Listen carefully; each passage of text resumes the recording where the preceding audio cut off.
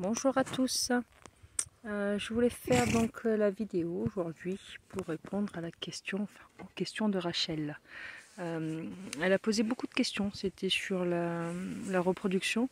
Il y a quand même beaucoup de questions, donc je ne pourrais pas répondre à toutes les questions sur la même vidéo parce qu'il me faudrait réellement des heures pour y répondre. Mais je vais essayer de répondre déjà, en tout cas de schématiser et de faire un maximum de réponses et de donner un maximum de réponses en tout cas sur ces questions. Il faudrait réellement beaucoup de temps pour y répondre. Je suis accompagnée bien entendu, comme toujours, par des ânes. Voilà, il y a Pépita, là c'est Prudence qui est avec moi. Voilà. C'était sur la reproduction. Donc je vais essayer d'expliquer déjà comment essayer de faire donc les différences, c'est-à-dire comment moi je fonctionne donc à la ferme de Titou, comment il peut y avoir d'autres élevages qui fonctionnent autrement aussi, et aussi comment dans la nature ça se passe. Voilà, déjà sur la reproduction. Donc déjà pour ça, il faut savoir que l'âne est un animal qui est territorial, qui défend son territoire, et donc deux ânes sur le même territoire, ça peut avoir des dégâts. Deux mâles entiers, donc on appelle des baudets, le mâle entier, donc sur le même territoire, s'ils sont deux, ils vont se bagarrer. Alors ils peuvent se bagarrer jusqu'à des fois la mort. Nous ça nous j'ai deux baudets, donc espiègle et gnocchi. Donc ils sont pas arrivés jusqu'à la mort bien entendu, et heureusement, mais je vous assure qu'ils ressortent avec des gros dégâts tous les deux. C'est pas facile, d'accord? Je change de côté. C'est parce que j'ai Prudence qui m'embête. Donc du coup voilà pour ça déjà pour commencer. Alors dans la nature, un baudet il va aller voir les femelles, il va les saillir, il va y avoir donc des bébés, donc c'est de 11 à 13 mois la gestation d'un âne, de l'ânesse, donc voilà, je compte 1 an de gestation en moyenne. Ok. Donc ça dans la nature, normalement comme partout ça se passe comme ça. Donc dès que la maman a eu son bébé, la maman 7 jours après a encore des chaleurs, donc peut être ressaillie. Vous avez compris le système?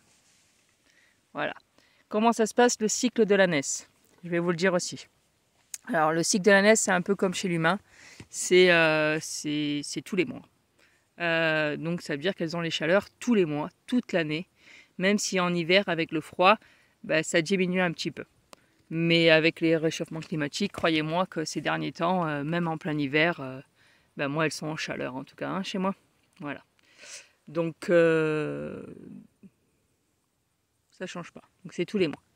Ensuite, qu'est-ce qu'il faut savoir de plus? Donc ça, on va dire ça c'est pour tout le monde, c'est les ânesses, comment ça fonctionne. Donc dans la nature, vous imaginez bien que quand ils vont avoir un bébé, elles auront un bébé tous les ans. L'espérance de vie d'un âne, c'est 40 ans.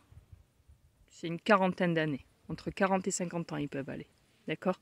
Dans la nature, ils ne vivent pas une quarantaine d'années. C'est pas possible. Ils ont des bébés tous les ans, ça les fatigue. Forcément. Ils vont se bagarrer entre les bagarres et les saillies, les fatigues, etc. Les bébés qui têtent pendant 1 siècle et demi parce qu'ils ne sont pas sevrés. Voilà. Donc du coup, ils ne vivent pas une quarantaine d'années. D'accord? Ça, c'est ce qui se passe dans la nature. Maintenant, dans un élevage, en tout cas chez moi, comment je fonctionne?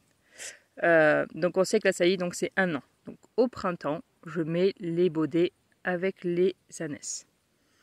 Pourquoi au printemps? Déjà, en sachant qu'elles peuvent l'avoir toute l'année, du coup, leur bébé.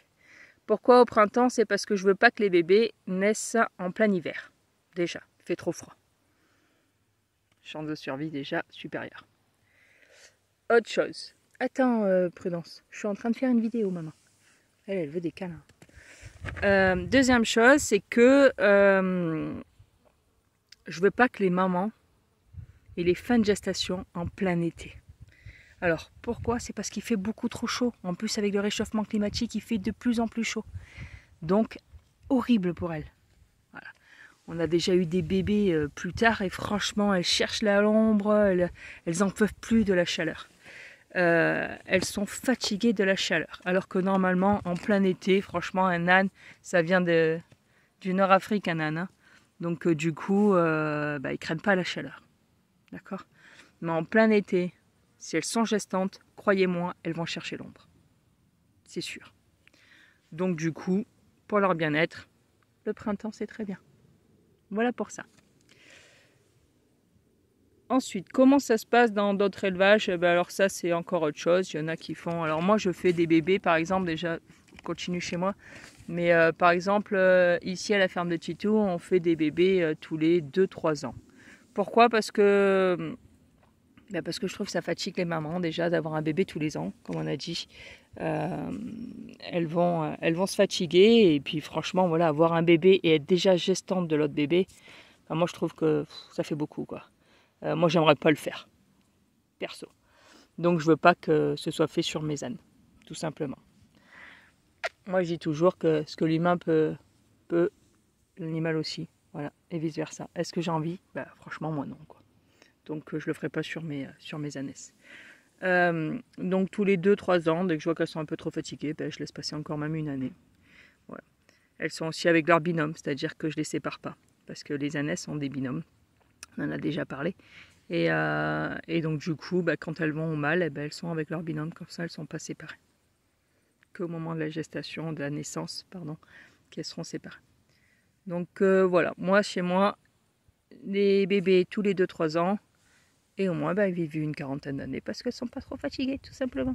Après, on n'est pas à l'intérieur d'eux, ils peuvent être malades, hein, voilà. Mais en général, quand même, ça se passe plutôt bien, au moins comme ça. Comment ça se passe dans d'autres élevages? Après, ça dépend des élevages. Voilà. Il y en a qui font tous les ans, il y en a qui font n'importe quand dans l'année. Il y en a qui font, qui font un peu plus, qui font durer. Il y en a qui font qu'au printemps. Il y en a que voilà. Chacun vraiment a son système. Et après, ça dépend aussi des régions où on habite. S'il fait chaud, s'il fait trop froid, etc. Voilà. Donc chacun a un peu son système. Après, bien ou pas. Voilà, à vous de voir. Moi, je juge personne. En tout cas, moi, j'ai mon fonctionnement, tout simplement. Voilà. Allez, à plus tard.